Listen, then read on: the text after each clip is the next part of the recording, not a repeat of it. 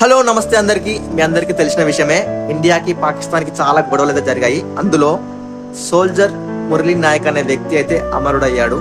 అతని ఆత్మ ఎక్కడున్నా శాంతించాలని మనవంతు సాయంగా ఒక పాట అయితే రాశాము. ఆ పాటను ప్రతి ఒక్కరూ వినాల్సిందిగా కోరుకుంటాను.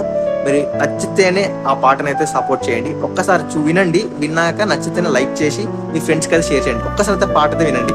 మురళి నాయక్ వీరుడు మన దేశానికి సొంత, సింధూరం కోసం ప్రాణం త్యాగం చేసిన మహాకాంత, లక్షల స్త్రీల సింధూరం కాపాడినవాడు. అతని వీరగాథలు ఎప్పటికీ మర్చిపోము.